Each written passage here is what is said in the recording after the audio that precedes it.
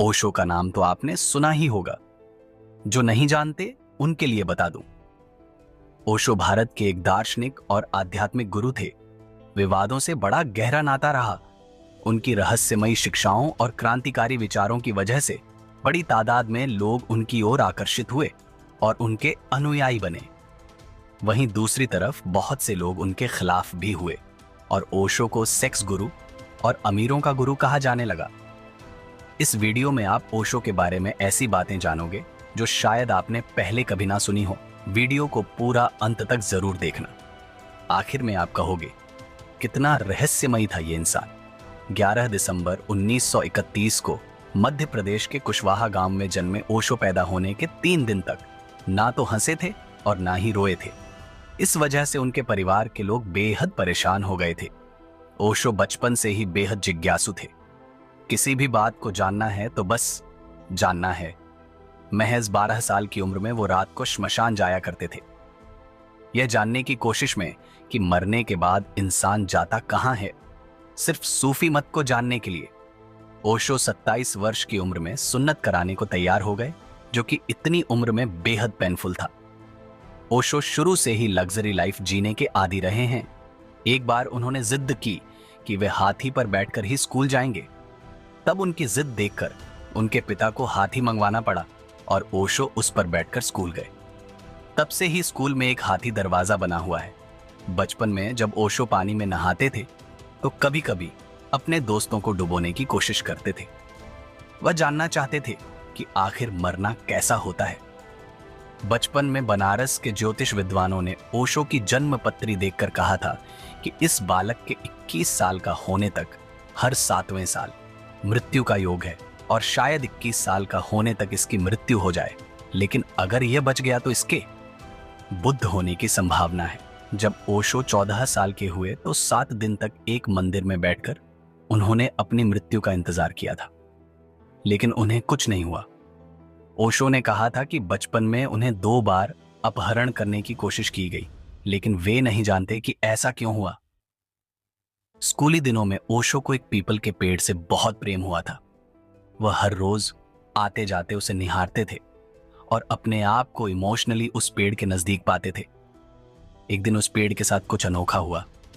ओशो कहते हैं, यह तो मुझे भी नहीं पता वह क्या था, लेकिन कुछ घटित हुआ और उसी दिन से उस पेड़ के साथ एक विशेष प्रकार का संबंध हो गया, जिसको मैंने पहले कभी अनुभव नहीं किया। इंसान के साथ भी ऐसा लगाव कभी नहीं हुआ। 21 मार्च 1953 के दिन 21 साल की उम्र में एक पेड़ के नीचे ओशो को संबोधि प्राप्त हुई। उस वक्त वह जबलपुर कॉलेज से फिलॉसफी की पढ़ाई कर रहे थे। संबोधि के बारे में ओशो कहा करते थे कि अब मैं किसी भी प्रकार की खोज में नहीं हूं। अस्तित्व ने अपने सारे द्वार मेरे लिए खोल दिए हैं।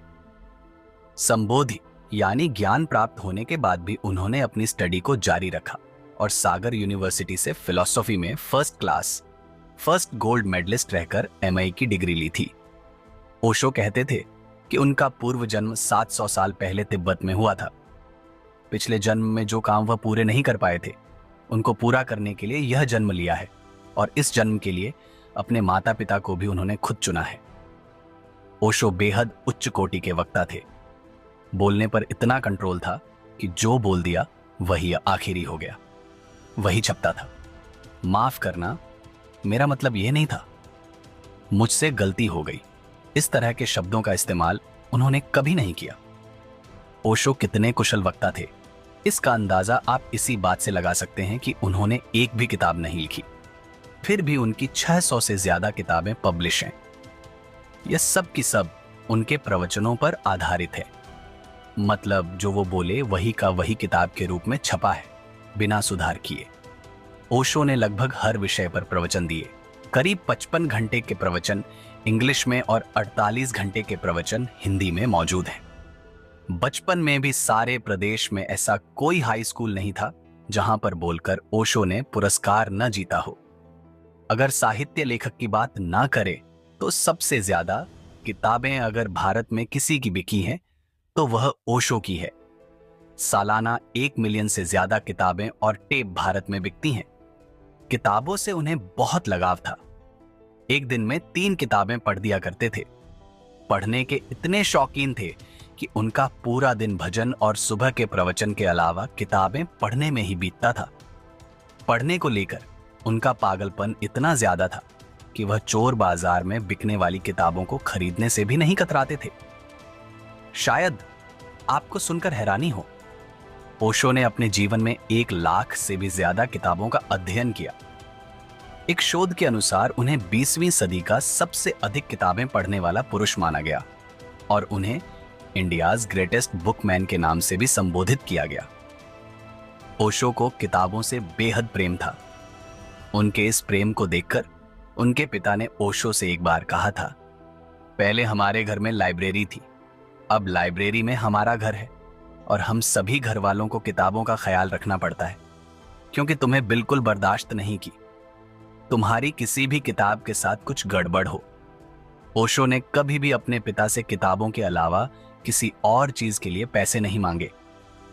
ओशो को बिल्कुल पसंद नहीं था कि कोई उनकी किताबों पर निशान लगाए या किसी पंक्ति को अंडरलाइन करे। इसीलिए ओशो को लाइब्रेरी से बुक्स लाकर पढ़ना भी पसंद नहीं था। वो कहते थे, मेरे लिए किसी और द्वारा अंडरलाइन या निशान लगाई हुई किताबें पढ़ना उसी प्रकार है जैसे कोई वेश्या के पास जा रहा हो।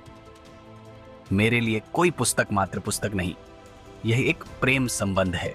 ओशो बचपन में अपनी नानी के पास रहे। नानी ने ही उनको पढ़ना सिखाया। जो भी किताबें उन्हें पसंद थी उसे वो रात में अपनी नानी को पढ़कर सुनाते। पहली बुक जो उन्होंने अपनी नानी को पढ़कर सुनाई थी वो थी द बुक ऑफ मिराज। ये उनकी सबसे पसंदीदा किताबों में से एक थी।